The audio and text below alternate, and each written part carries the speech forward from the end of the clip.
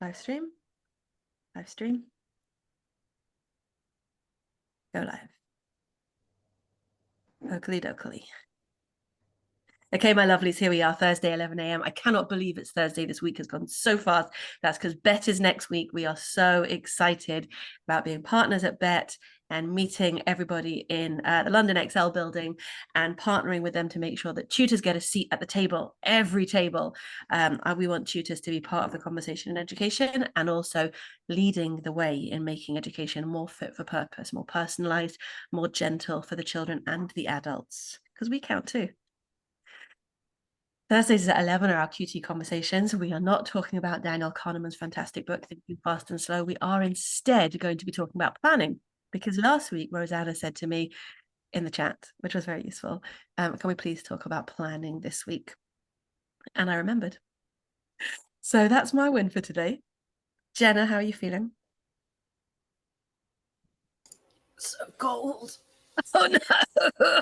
Okay, so we're all going to speak quietly to Jenna and Anita because they're both feeling slightly fragile. But Anita, Jenna, I'm really, really tough to see you in your chair.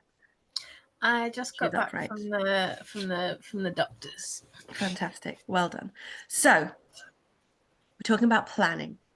And Greg, for context, the way that we manage these conversations is we have some initial thoughts and then we explore the themes that come up. There is no agenda except pushing our thinking forward. And it really, really happens. So let's go. So initial thoughts about planning. Rosanna, kick us off. Yeah, the reason that I wanted to talk about this today, and thank you for choosing this topic, is because I find it to be a bit of a double-edged sword in the sense that if I didn't come to a session with any plan at all, I think that would just really overwhelm me. And I think I'd be a bit like a rabbit caught in the headlights kind of thing. But then equally, I think some clients and possibly agencies as well, and even, mostly parents, I would say, they want a really comprehensive plan that you stick to. And the reason that I think it's a double-edged sword is because I just find that it really depends on the student. And sometimes my plan goes completely out the window, or even if it doesn't go completely out the window, it actually just goes slightly off topic, or I don't cover everything that I wanted to cover, and I tend to kind of overplan and stuff like that. So I just feel like I'd love to hear any insights that people might have on getting a balance between planning so that you feel like you've got some kind of structure, but not sticking to it so rigidly that you do a disservice to the student and to yourself, if that makes sense. Rosanna, you absolutely nailed it. And you summed up, what's beautiful is you summed up all the thinking from all the training and conversations that we've had so far, this sort of balancing act that we're juggling. I do think, Georgina, I'm actually coming to you next, if that's all right with you. But Rosanna, I do think it's relevant to discuss who your students are, who their parents are, and what the expectations in that relationship are, because that's really, really key here. Would you mind just giving us that as well before we move on? Yeah, of course. So again, it's really case by case. I've got some parents who are very hands off and they just say, whatever you want to do, that's fine. They don't really want to see a plan necessarily. And then I've got others who say, I want to know week after week, what are you going to do in the session? What are the aims? What's the homework they're going to get? And that, I think, it's nice to get somewhere in the middle, I would say, where it's like they want a bit of a plan, but not to the point where it's like, oh, okay, this has to be covered in a set amount of time, because I think it puts too much pressure on all parties involved, in my opinion. Agreed. And as we've said so many times before, the beauty of tutoring is how flexible we are able to be, how responsive to the needs of the student. And so the minute that we are following long-term plans, we are making the same mistake that schools are making. Georgina. I love this topic. I love it. I love planning. But yeah, I've had the same experience. Planning anything is fun for me. Doing is less fun. But I am a big fan of like a framework for the lesson. So start with a goal for what you actually want to achieve with the student longer term. Why did they contact me in the first place? And then an idea of who that student is and what types of support they need and what things they respond well to, but not like first we're going to talk about this and then we're going to use this worksheet and then we're going to have this conversation and then I want to see you do this. But it's more in the moment. I'll say to the student, this is what I'd like us to be discussing today because I'd like to end the lesson with this achieved. How do you feel about that? And then what's happened this week at school and in your life? And a plan kind of comes out of it anyway. I've added following Q2 sessions time in there to look back at, this is what we did last week. Can you still remember that? This is what we did last month. Have you actually written this down? This is what we did 3 months ago. Can you still do that now? And then last month you said this was really hard. Is it still hard? That sort of thing is always already half the lesson. So yeah, having a big plan would ruin all of that. Yeah, absolutely right. Although what you have described to me there, so I learned in raising babies, which I have done once or twice, thankfully. I learned about the difference between plans and between schedules and routines. So a schedule tends to be tied to timings, or as Georgina said, a worksheet, something really specific and prescriptive. Whereas a routine is something that's got flex, but still structure. And for me, a routine is a scaffold, which works really, really well for my brain. So with the babies, that scaffold was eat, activity, sleep, and you time. And yes, there are fuses going off and on in my background, but we are on personal hotspot, so well done. So routines become a thing that you can build out in your sessions. And Jenna, I'm going to come to you next. So this is our routine that I'm giving you a heads up about, that because I know that routines are how you work with your students also. It gives them a level of knowing what to expect without too much rigidity, or may I even say boredom, for both the tutor and the student, right? Because it leaves you that space to go off piste without too much chaos. Jenna, what are your thoughts? Lots. So for anyone who doesn't know, the dog has decided now is the time to make noises. I have autism and ADHD, and I am thoroughly neurospicy. And a lot of my students are also neurodivergent. And the challenge for me is, and it's kind of something that seems to resonate with a lot of other people, is that particularly that autistic side of me needs that consistency and rigidity of routine, and kind of always having the same things, always being consistent and having that baseline. But the ADHD part of me, because I also have PDA, and so just in case not everybody knows what that means. So PDA stands for pathological demand avoidance, and it's really, really badly named because it is not about avoiding demand. It's about being terrified of uncertainty and failing and disappointing yourself and everyone else and not being good enough. That was really helpful, thank you. And it's every piece of me is fighting. I need to plan. I need to know what's happening. I need to have these routines, but I can't cope with that level of failure because I can't do those routines all the time. And what if something changes? And what if I'm not well? Or what if, right? And then the ADHD side absolutely needs novelty. I need dopamine. I need things to change and not have that level of structure so that I can be creative and productive and achieve anything whatsoever. And for so many of my students, and I find that it doesn't matter if a student is neurodivergent or not, because the younger they are, the more you find this sort of thing. But then also the more that young people have that level of rigid structure in the rest of their life, the more that they need that balance. And so for us, so I work with a lot of young people who, when I tend to start with them, they're in a place of, I like to call it, oh my God, my brain just gone blank. They're like, what, Julie, you're going to remember the word I use, not nervous learner. What is it? Anxious? No, I don't. I hate saying anxious learner because they're not anxious. They're like a reluctant learner. They're like reticent. Georgina put in the chat for you. Along those lines, yeah. Okay. There's a word that I keep using. I know you'll remember it in the middle of the night. You can ping me. Absolutely. And I find that because these young people, by the time I'm working with them, are often no longer able to attend school because of whether it's emotional based school avoidance, or because of the level of need or other trauma in their life, or they're just not able to get an appropriate school place, or they've just come out of inpatient or whatever, that there's also this level of gentleness that's needed, or that they're a young person who, like, I regularly work with these young people who are either in boarding school or really, really academic, top private schools and that sort of thing. And if you have that level of rigidity in your sessions, you're not going to achieve anything. They are just dead. You're going to break them. And so for me, the moment I start doing lots of planning, like, I have an idea of what my overall structure is, and that's communicated. But what we communicate and what we have that detailed plan for is expectations, relationship, communication, tools, what to do when you need a break and you just need to exist. So And what's lovely is that those are in every session. yeah. Right. And so much of your planning, maybe, Rosanna, I feel like I'm always coming back to you in this conversation. I feel like there's a big question that you've asked.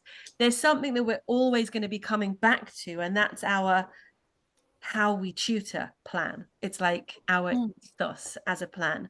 And somebody said in the chat just now that parents tend to calm down after a while and expect less out of your planning, and that maybe some of that can be communicated in your culture and in your setup process so that you can manage their expectations.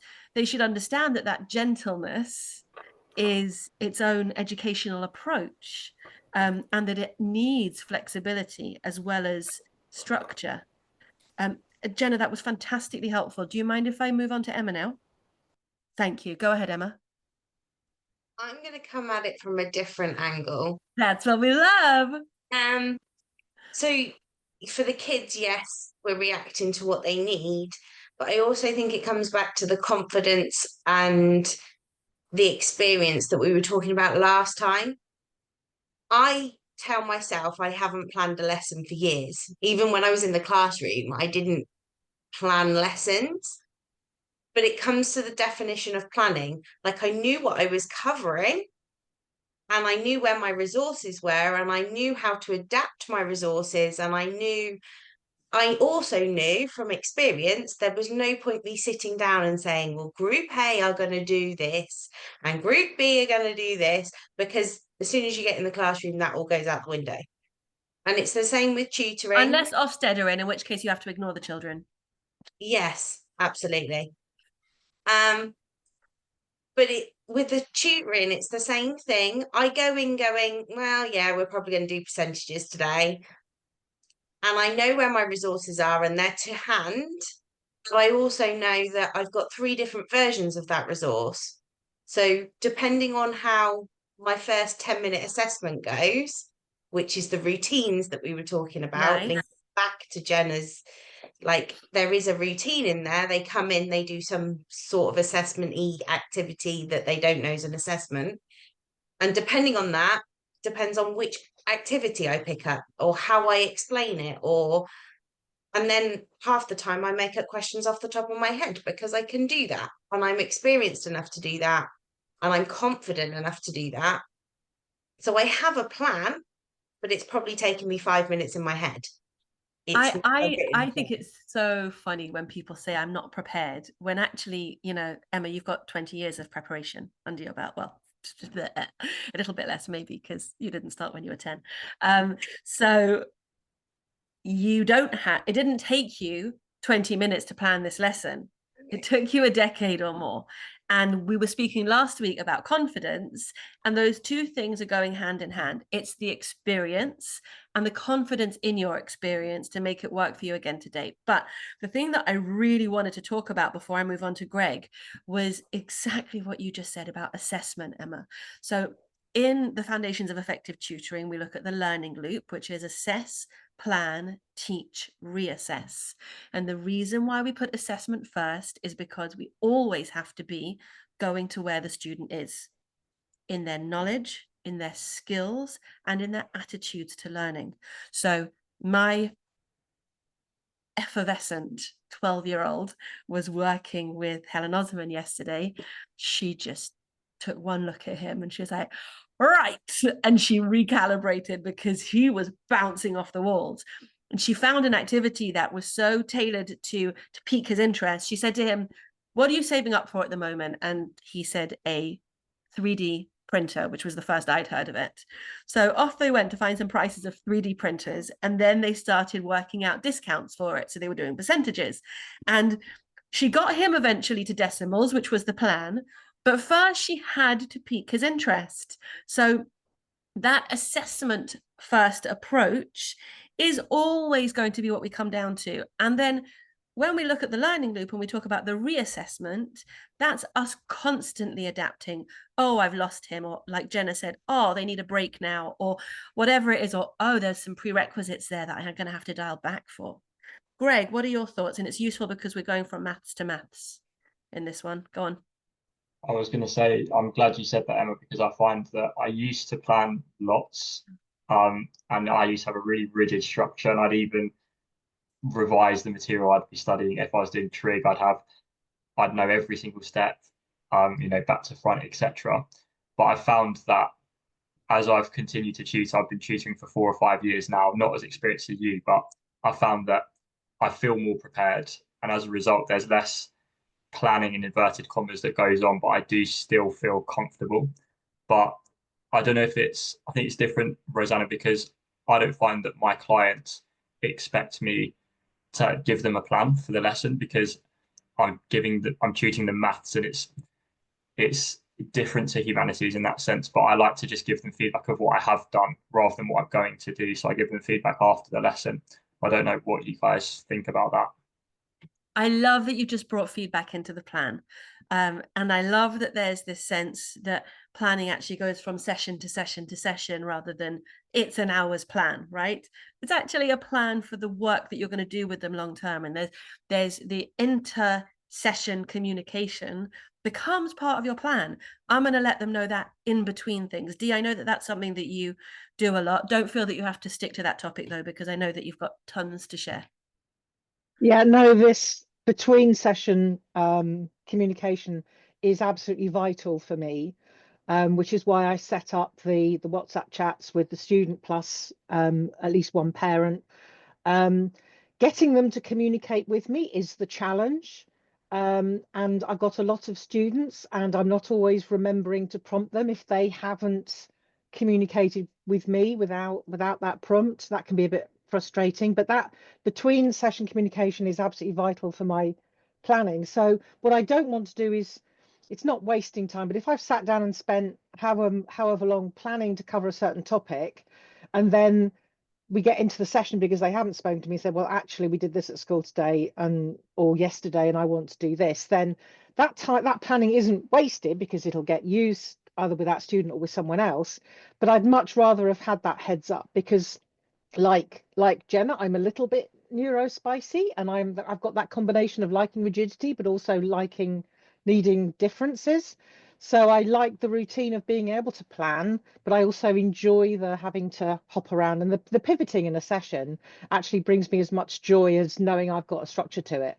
And I sometimes get into a session not really knowing where we're going to go, and I'm much more comfortable with that than I ever used to be. Love the phrase joy in all of it. Love that. Joy for us, joy for them. Anita, give us a little bit and go gently, please. Yeah, I'll try. I'm coughing a little bit, but no, I think with what I do, because I do 11 plus, and so there is this pressure around content and around making sure that you kind of cover that content and things. So there is a plan that's there. It's got to be there. But there is that flexibility as well. You've got to kind of adapt to what the children in front of you are able to do at that point in time, and what they're bringing into that session from an emotional point of view, because it is really pressured, and so you can't just stick to that. So you've got to have those conversations with parents and put that expectation in place that this is something. Yes, we've got an amount of work to cover, but we've also got to recognise that we've got to go at a pace that's right for these children as well. So there's a real balancing act there that you've got to kind of have in the back of your head all the time. So And I that know can be, sorry. I know that you really, really model that, and you're really intentional about it, because I'm just looking on my screen, you're sitting right above Jenna, and really, theoretically, you're at two ends of the tutoring world, where Jenna's got this permission to be really, really holistic, and you've got an 11 plus to get them through successfully or else. And I know that you always put the well-being first, in that you really manage expectations, but it must be much more difficult at that end, because it seems very outcomes focused and high stakes. Jenna, coming to you in a second after Anita speaks. 100%. So I think over time, one of the first conversations in the first conversation I have with people is, does your child want to put themselves through this? Really, is this something that is coming from you, or is this something coming from your child? And how aware are you of the fact that this is so highly intense, and sometimes we might not be able to achieve what we've set out to achieve because your child just isn't able to manage it, or just isn't that in that headspace at that point. So I think it's just having those initial conversations and being upfront with people about what this entails for the child, not for the parent, because it isn't the parent that's doing the work. And so they've got to kind of put their expectations, they're paying for it, and they might be driving their child to a lesson, but they're not doing the work. So they've got to kind of put their own expectations to one side. Yeah. So yeah. There's so much there, isn't there? There's so much culture. And I think it's really, really useful that we keep bringing the parents back into it, because as Emma said, it's sort of the equivalent of the way that we interact with schools as teachers, where there are these expectations, and we are always this buffer zone. Well, we want to be this buffer zone that makes sure that everything that happens is child-centered. And that takes a heck of a lot of confidence from us. And I hope, and Rosanna, I'm coming back to you in a second for this, I hope that that's what these conversations are going to give us, because nobody has said, oh yeah, I plan like this, and this is what it looks like. I mean, I had half a mind to ask you to share screen and show me your planning, but I knew that you'd all throw something at me. And that's great, so great. Jenna, go. See, one thing I find interesting sometimes about the way that, for example, you've talked about what my approach today is, that I still teach for exams. I get children through the 11 plus, through their GCSEs, through their A levels. I have students who sit their scholarship exams to private schools. I and do the 13 plus and all of that. And my approach for all of these children is still that holistic.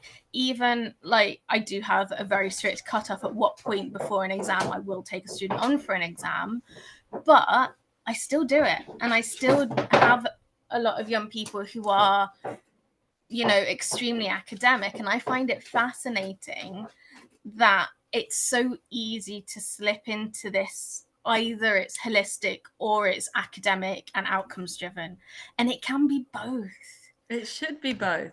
And I think that one of the things that I think is really, really important for all of these conversations, and that is something that is talked about in a really specific way often, or just completely skipped over or misunderstood often, are transitions and the way we achieve transitions. And I find it fascinating because, as someone who is on my personal academic side of things, a little bit more on the neuroscience and the developmental sciences side of learning and processing, kind of all that side of things, is that, so I do a lot around transitions and intentional and deliberate and all of those words that I always use all the time, and that we all do here. But that time is really important to all of us, and we all have a transition. Like in these sessions, we have that 5 minutes before you hit stream and record. And then I turn the voice on, and it's all Exactly. part of the thing. Yeah, absolutely. And it's those processes and it's those transitions. We all do it. We all have that time. Maybe we sit in the car for 5 minutes before we go up to the door to go into an IRL session, or we sit down at our computer with our cup of tea or whatever it is for a couple of minutes before we hit log in. you know, those are our transitions, and we do those in our sessions. And it's really fascinating to me how we all do it. If you're a half decent tutor, I can see your transitions, even if you're not seeing them, because a lot of us do it without being so aware of it and so deliberate. And I think it's something that, as we become more deliberate and intentional about it and just look out for them, the more we realize it. And it's those little bits of, you know, you assess, you teach, you reassess. That is in every little piece, and it looks different at different levels. Like you can do that on the really big scale, right, over across an academic year or whatever. But you also do it throughout the session. Like, hey, here's what we're going to do. Let's have a go at it. Okay, how did you find that? Do we want to move it, make it more difficult? Do you want to move on? That is still the same structure, and those are providing those cognitive transitions as well. I think it's fascinating. I think it's fascinating as well. Yeah. And I'm just gonna, you know, get really, well, even more honest with you here for a second. Jenna, you push my thinking, and I find it really, really helpful. So earlier this week, we looked at a course that I'm writing at the moment for supporting students with SEND. And Jenna, Georgina, and Emma were in the room. And after we went through this course, they were like, why are you doing something schoolish? That's not who we are here. Put the child first. And I've just taken every slide and shuffled them, and it's completely transformed the thing. Everybody's waving back to you. They all love you. Yes, yes, yes. And that, sorry. You remember it. Daddy told it to you when the guys came up to pick the thing. Thank you. Is that my I don't right? know. You do know. Don't. Daddy told you when you. I'm in the You've middle. done it again. Rosanna, over to you. Yeah, I think that something that's come up as a common thread in pretty much what everybody said is that you have to meet the child where they're at. And I think that's really powerful because that kind of cuts through everything else. If you had to boil it down to something simple, it is about meeting the child where they're at. And I don't know if anyone can relate to this, but especially when I have new students, sometimes the things that I think are going to take a really long time take no time at all. And the things that I think are really straightforward, I spend maybe double the amount of time on because it's, you know, things that they maybe don't understand. Like, to give you guys a concrete example of this, I've got a student who I've only had since last week. So we've had 2 sessions together so far. She's Chinese and she's very, very good at speaking. Writing is something she finds more tricky, but because she's so strong at speaking, I assumed wrongly that she would find it easy to describe and talk about people's emotions and things like that. And I noticed that she found that very, very difficult. So something that I'd planned as a warm-up exercise pretty much became the focus of the entire session. So I do find that quite interesting, how the things that you think, oh, we'll only spend 5-10 minutes on this, you can end up spending 20 minutes, half an hour on. And I don't think that's a failure on the part of the tutor. I think that's actually, again, meeting them where they're at. And, you know, you might then have to go back to the parent and say, look, we didn't get through half the amount of content that I wanted to, but I'd rather it be that way, because then otherwise we're rushing through it. To what end? If they don't understand the building blocks of it, I can't then give them, it's like the scaffolding stuff that we've talked about before. I can't get them to the more complex advanced level if they don't have that foundation. So I found that that's something that's really helpful, just remembering to meet them where they're at.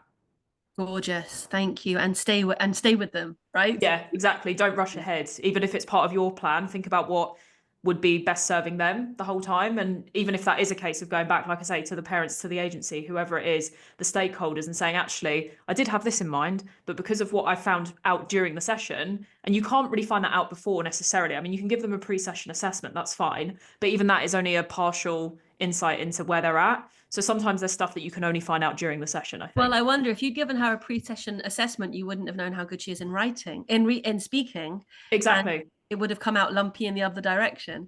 Yeah, it's only partial. It's never going to be a holistic overview of how they're doing. So, and also, you know, like there's various other things as well. I think a few of you have mentioned the idea that you've got to look at the emotional state that the student's in as well. You know, they might have done really well in the previous session, but if they've had a stressful week at school, they've not slept very well, it's like all the reasons that there might be to, you know, change the outcome of the session as a result of things that have nothing to do with the content. It's just to do with where they're at on the day. And like Anita was saying as well, if the student's stressed or if they've got pressure, like that's a whole other thing you need to factor in as well. And that goes way beyond just preparing them for an exam or covering content, really. There's so much agency in that as well. We were looking at this on Monday. We were talking about, you know, just just recognizing in a really neutral way where the young person is up to emotionally. And I think there's something else as well. Greg, we're coming to you next, if that's all right. There's something else as well about learning not being linear. You know, we have this, we have been taught this approach that first they're at this level and then they'll be at that level and then the next level. I know.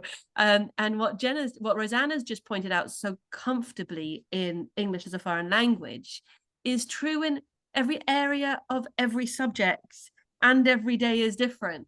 So that sort of spiky profile that we assume is unusual, but actually it's the norm. You know, I cannot wait until we stop describing ourselves as neurodiverse, because who isn't? Because, right? Yeah, like we're not the exception. In what's the opposite? Neuroblandness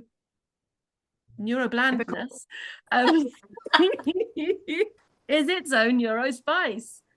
Greg, what are your thoughts? Yeah, I couldn't agree more. And Jenny, you mentioning something about transitions, but I've never really come across that term before. So I was wondering if you could say a little bit more about it. Nicely done, Greg. Go for it. Absolutely. And that's kind of my point. So transitions are this idea that you need time to acclimatize. Everyone needs it, right? So to go from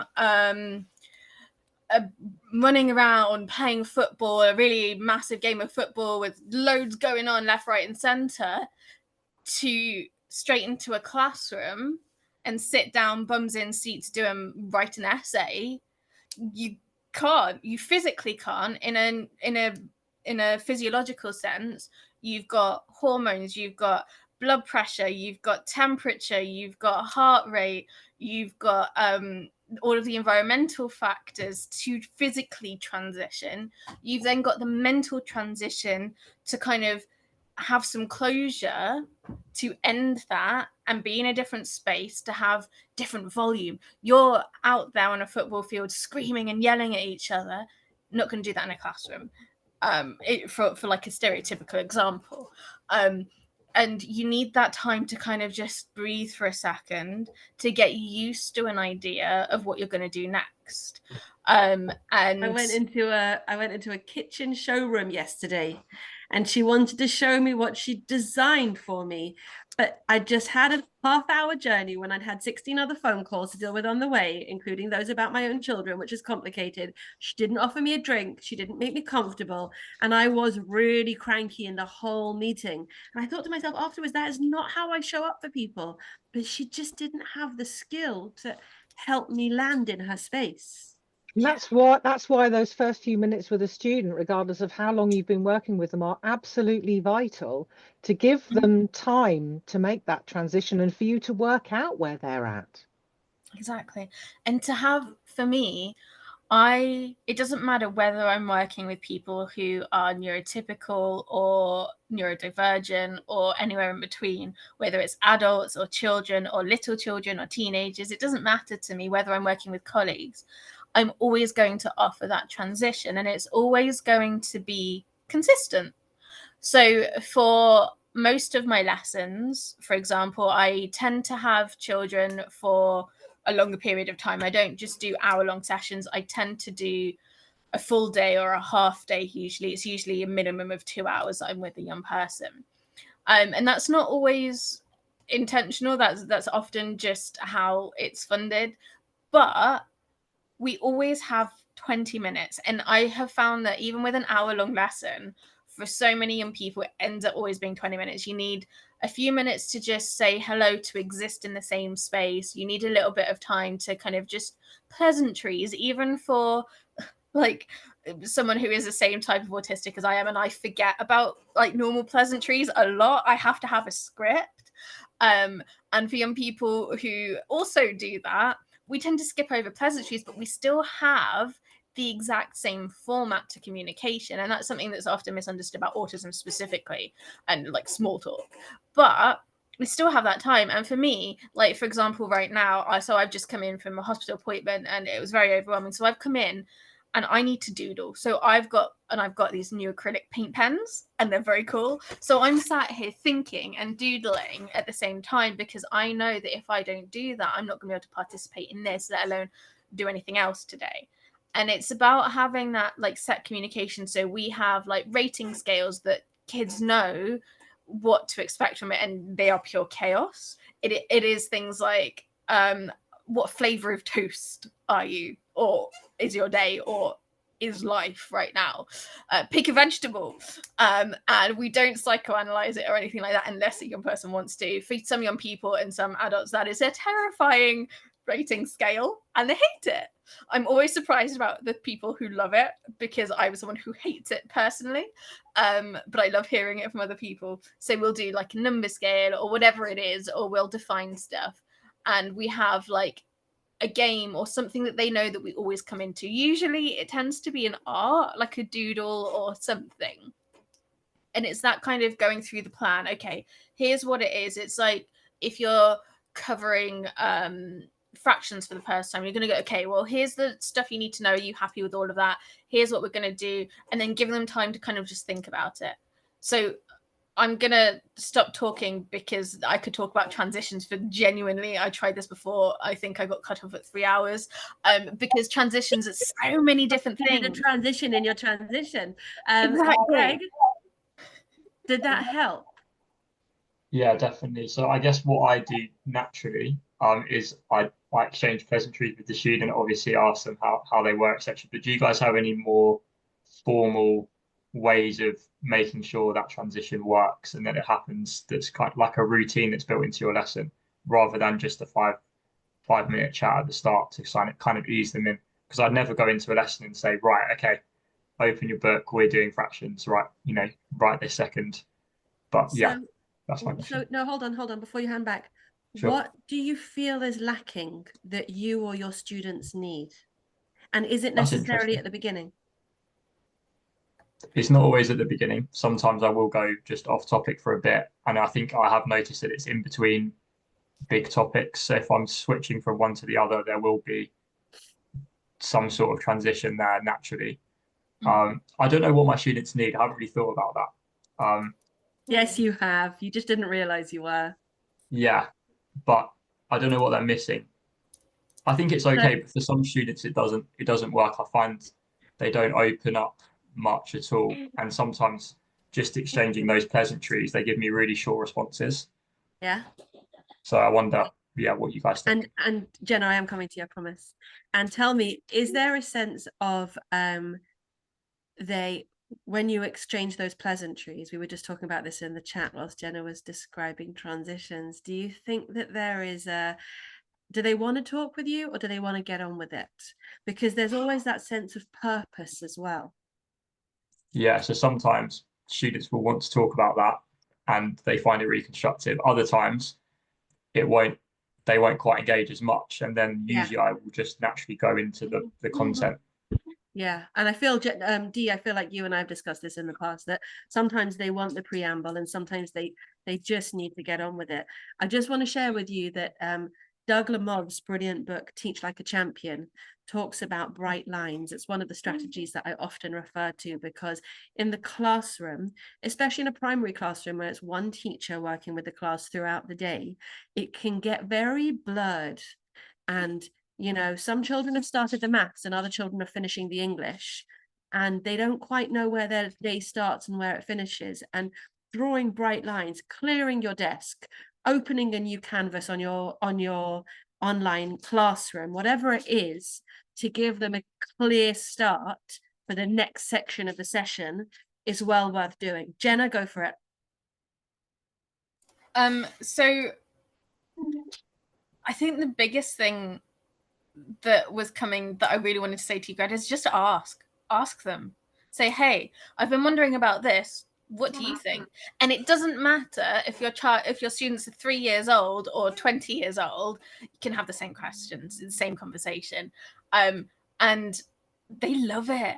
And I think that's the most important thing for me, is I always ask them, I say, hey, I can give you something for us to have a go at to start with, and then we'll change it up. We'll go through a few different options and you can have a go. But it's a break for you as well. So thinking about what you need.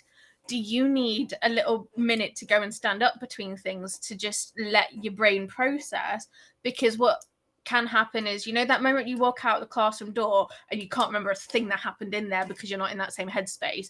You don't want to lose that learning. And one of the benefits of tutoring often is that you can like make stepping stones there so that they can come in and out of it as and when they need to. But I think that one of the things I'm hearing, and that I hear this a lot, that oh, my child comes in from school and they will not tell me anything about their day until they're lying in bed, and then they want to tell me everything. And it's a similar sort of thing sometimes with tutoring, is that you're going to get those closed answers. Sometimes it's because they really just want to, they're already had that mental transition and they're ready to go, or it could be that they just struggle with that, or they don't understand the expectations and the structure around that. But where something we use in like more therapeutic approaches is to always have a focus. So your focus could be putting the date and titles, to go through and update your planner, to pull out all your homework, to get set up, to do a little bit of art. And it's, so for example, for my science lessons at the moment, we always start with, I've got these print out color pages of different science themed things. So I've got a whole pack of stylized artified cell art. It's great, and they color it in, and it's part of, like, we literally put a timer on for 5 minutes.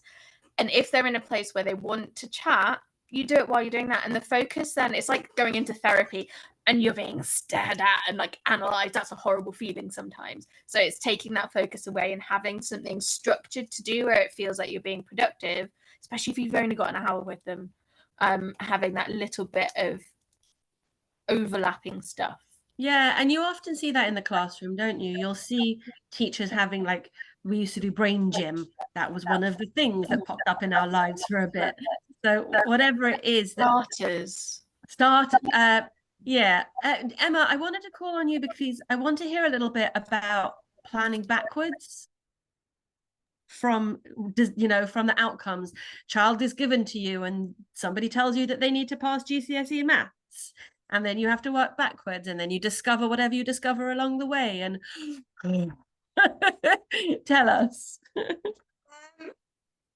I probably do plan backwards without realizing it. I tend to start with giving them some sort of mixed assessment and start with, I just want to see how you do maths to start with, and work from their gaps and then work towards the GCSE. But in doing that, I'm working backwards from what I know is in the GCSE. So I know from my experience what comes up regularly. I know what students generally struggle with, and they're the topics I start with, because 9 times out of 10, they're all going to struggle with error intervals. They're all going to struggle with factorizing quadratics. Like, those things come up time and time again. So I am working backwards from my knowledge and working forwards from the gaps and meeting somewhere in the middle. Honestly, I don't know if this is clear to you. It comes across with such a sense of trust and safety. The way that you describe it really does. It really, really does. And it's really powerful. And it's so interesting to me what you just described, that, like, I think I probably do plan backwards and I hadn't even noticed. Yeah. It's really interesting how knowing the whole landscape of maths and understanding learners comes together in this way. And I think that's why I struggle with the word planning, because Yeah, a lot of it I do automatically. Like, I don't actively think about stuff, but I am thinking about it. It's I just have a difficult happening. question. Does it get boring? No. Are you sure? If you're teaching, we don't have any people who are Claire Wilshire. Claire, come back. I have a question for you. If you're teaching year 8 biology in school every year, it gets boring. Am I right, The Claire? kids are different. The kids are different and we do like them, but it gets boring. See, I like the maths. Come on, disagree. I dare you. Claire, go on.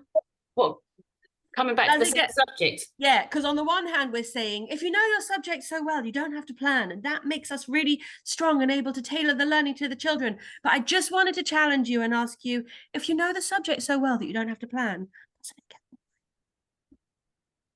I like doing it in different ways. You still learn from how you taught it, and then you know your audience and your class or your student, and you just do it in a different way. So I know that Georgina's always challenging herself, and the way that she challenges herself is by finding different students who force her to adapt her repertoire. Is that right, Georgina? Yeah, I mean, I do that sort of daft thing in the rest of my life too. But probably She other does. conversations that I've had with some people. She really does. I just like making life harder. But it's quite helpful sometimes. I was finding that I had a lot of GCSE students year on year, and it is much the same conversations with them and with their parents. And I thought I was getting a bit complacent in what I was doing for them. I was like, well, this always works, let's do this. So this year I've started tutoring a couple of the same age group, but they have autism and communication difficulties. So I couldn't just say, well, you're this age, so you'll be doing this at school. They're not even in school. They haven't necessarily covered all of that stuff. They spent several years at home after the pandemic. So I don't even know where to start. And it's really making me think about things completely differently. Plus, because they're not working towards exams, I don't have to talk about exams every week. Yeah, isn't that amazing? And I think that's so interesting because Emma just in the chat said, she said, and in my life at this stage, there's so much going on at home and in my business that I'm very happy to be teaching the same curriculum to different young people, and that it creates that sense of stability and the routine that we were coming back to. So this is where I'm going to start summing us all up, and I am going to ask for a little sort of takeaway. And the takeaway is something about balance. So Rosanna nailed that phrase at the beginning, and it's come up a few times in our conversation. We're looking for balance between what works for us, what works for the different stakeholders. Of course, the students first, but also parents, clients, agencies, all of that. Culturally, what that looks like, subject-wise, what that looks like, and based on the outcomes, the context, basically. But there's other balances that we were looking for as well. We're looking for the different for the balances between routines and schedules, the balance between, giving ourselves a sense of purpose and direction, but being responsive to the young person's needs. So what does balance in planning look like for you? And Dee, I'm coming to you first, if that's okay. Well, I've got students I've worked with for 3 years now. So I've got a lot of notes on paper now because Georgina's going to hate me for this. I don't keep it in a spreadsheet. I like writing it down because I like using my fountain pen. Are you still able to get cartridges for that? Or do you have to make them yourself with a pestle and mortar? It's got real ink in it. Ooh! which I get all over the place. So my long-standing students, I love that I did this with a student yesterday. We did something last May, she got brilliant at it, and she's revisiting it at school, and she can't remember how to do it.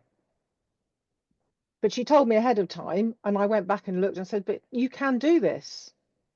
You demonstrated that you could do it, or you just can't remember how to do it. And within literally 2 minutes of here's the grid, and I didn't even have to do anything else, and away she went. She was factorizing non-nomic quadratics like it was yesterday, and that's fantastic.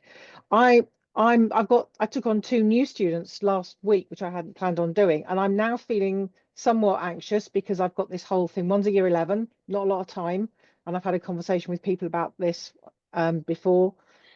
But I've also got a year 7 with who's not a native English speaker, so I've got some interesting challenges going forward.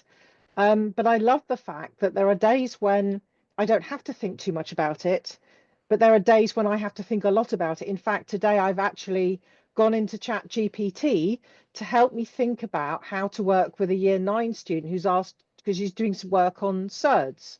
So I'm not sure how to dig into her gaps and her misconceptions. So I thought, stuff it, I'm going to ask ChatGPT, and it's not perfect, but it's at least given me some ideas. You've also made Georgina feel much, much better because you started with fountain pens, but you finished with robots. So well done. Claire Wilshire, you're next. Oh. We're talking about sort of balancing and planning. Yeah, what does balance in planning look like for you? Because if you didn't want balance, you'd have stayed in the classroom. Oh yeah.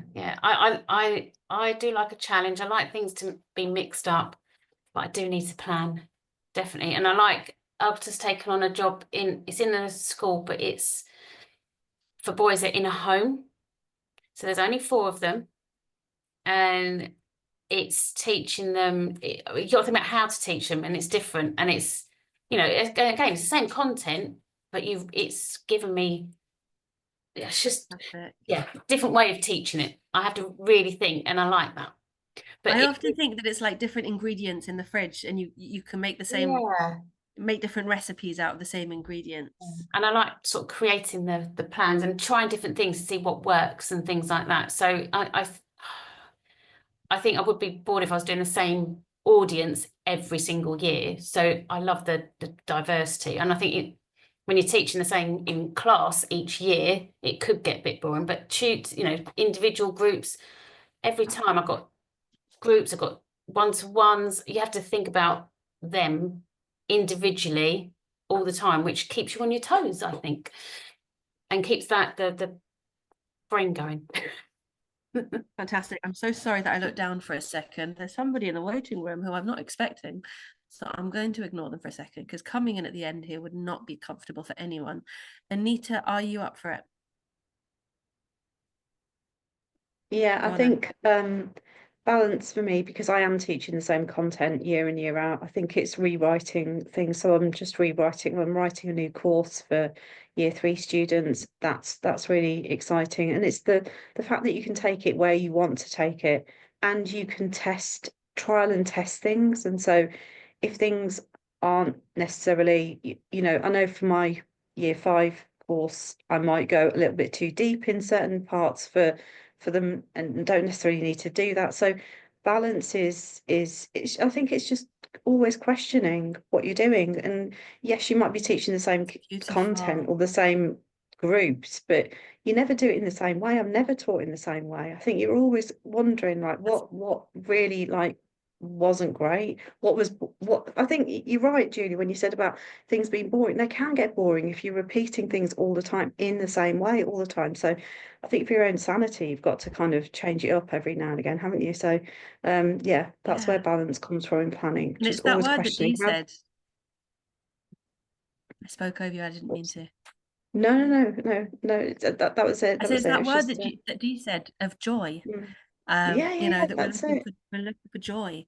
And that's who we are, right? The fact that you're writing a course for year 3 student, that's because that's who you are. It's so exciting. It's exciting. And I think that's what you want to bring into what you're doing. It's that excitement of, I'm in the position where I'm not being dictated to around what I need to give these kids. I'm the one that's doing that. So why not experiment and, not irresponsibly, but, enjoy it. I want to share with you a lovely metaphor that I read once. There's a lovely book called The One Thing by, I think, Gary Keller.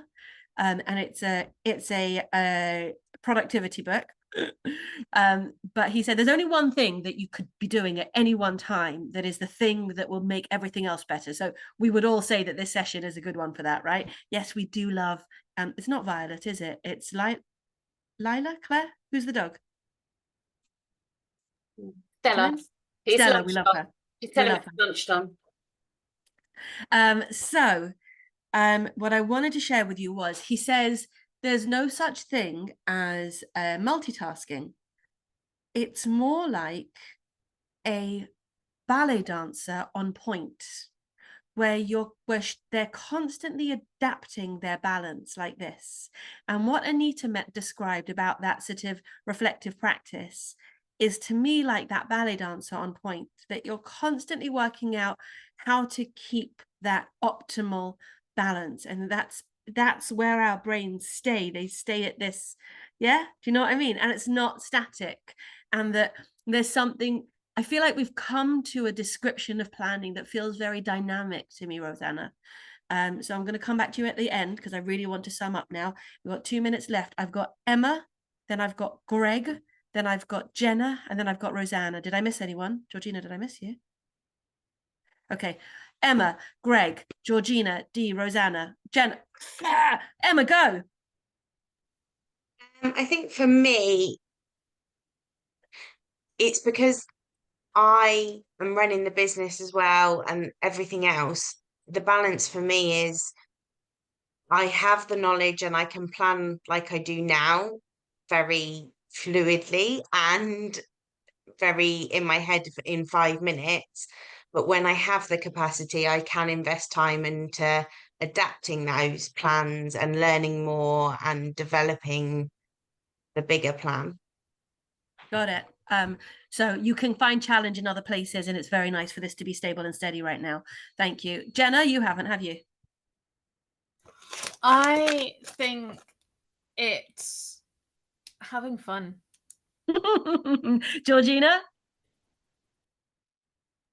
I think like a student and have a bit more confidence in your experience. So first time, probably write everything down. 10 years later, do we really need to be writing everything down? Really nice. Greg? Yeah, I guess why I'm here is just because I don't want to do the same things all the time. I want to learn new things, and that will keep me more sane, as someone said. So I think, yeah, that's what I'm looking forward to. Good. Are you going to come to more of our sessions? Yeah, you'll see me more often. So Sure. glad. Great. Rose, did I miss anyone? I'm going to Rosanna last. Did I miss anyone? Dee, did I miss you? No. Rosanna, go. Yeah, I think I really like the change in language that we've talked about. Rather than thinking of it as planning, thinking of it as structure and routines. It's something that I'm already doing, so I can modify the content in a session, but I'll still have the same elements every session, regardless of what subject, level, content I'm doing. Like I'll always have, for example, lesson objectives, a glossary, a quiz, further reading and resources, and homework. So it's like I can draw on that to have a structure, but I don't necessarily have to be wed to a particular routine, let's say. And the length of each of those sections can be adapted, can't it? Exactly. Stonking. Okay. I really feel like we got somewhere. I enjoyed it too, Anita. What did I need to do? Who remembered? Screenshot. Yeah. But I need a smiley one, please. You ready? Go. Thank you. Well done, everyone. See you soon. Goodbye, Greg. Goodbye, Rosanna. Goodbye, Emma. Goodbye, Jenna. Goodbye, Dee. Goodbye, Georgina. Goodbye, Anita. And thanks, Claire. Bye. Thank you. Bye.